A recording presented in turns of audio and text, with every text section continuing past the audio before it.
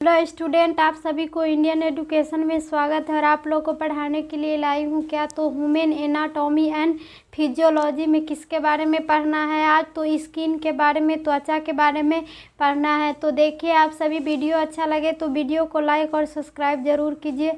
Class MLT और DMLT medical lab technician से और डिप्लोमा कोर्स से पढ़ाने जा रही हूँ।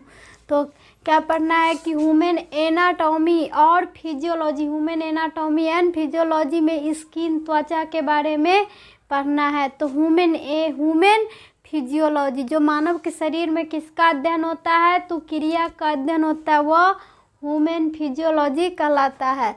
तो इसके अंतर्गत क्या होगा, फंक्शन ऑफ द स्किन, त्वचा के कार्य, function of the skin, skin के त्वचा का कार्य कैसे होगा। तो शरीर में त्वचा के निम्नलिखित कार्य होते हैं। शरीर में स्किन के त्वचा के तो क्या होते हैं तो निम्नलिखित कार्य होते हैं। पहला नंबर में क्या है तो रक्षात्मक, प्रोटेक्टिव क्या है तो रक्षात्मक। और दूसरा नंबर क्या है तो शरीर के तापक्रम का नियमन, शरीर के तापक्रम का क्या है तो नियमन, टेम्परेचर रेगुलेशन। तीसरा नंबर क्या है तो उत्सर्जन, एक्सकाइरेशन। तीसरा नंबर क्या है उत्सर्जन, एक्सकाइरेशन। और चौथा नंबर में क्या है तो सामान्य संवेदन, तो जनरल रिसेंशन। तो ये शरीर में त्वचा के निम्नलिखित ये सभी कार्य होते हैं। तो स्राव उत्पादन, पांचवा नंबर क्या है स्राव उत्पादन, सेक्रेशन क्या है कि स्राव उत्पादन। छठा नंबर है जल संतुलन, वाटर बैलेंस।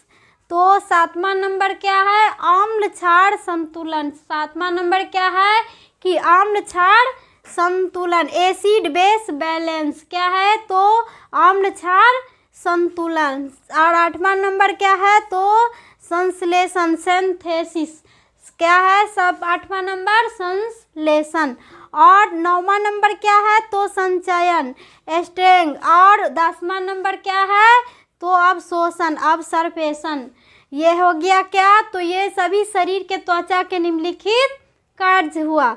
तो ये हो गया पहला नंबर रक्षात्मक कार्य। अब किसको कहेंगे तो रक्षात्मक कार्य के अंतर्गत क्या आएगा तो रक्षात्मक कार्य के अंतर्गत त्वचा शरीर का रक्षात्मक बाहर, त्वचा शरीर के क्या है तो बाहर का रक्षात्मक आवरण है। जो शरीर त्वचा के शरीर के बाहर का क्या है तो रक्षात्मक आवरण है, जो कि शरीर के कोमल अंगों को, जो किसको तो मानव के शरीर के जो कोमल अंग होते हैं तो कोमल अंगों में मांसपेशी, जो मांसपेशी होते मानव के शरीर पर, जो मांसपेशियों, रक्त वाहिनियों आदि के लिए रक्षात्मक भित्ति है। मांसपेशियों आदि के लिए क्या है तो रक्षात्मक भित्ति का काम करती है। और रक्षात्मक किसका तो भित्ति का काम करती है, मेम्ब्रेन का काम करती है। तो यह बाहरी चोट आदि से, जो यह क्या है कि बाहरी चोट लग जाने से आदि से शारीरिक अंगों की रक्षा करती है।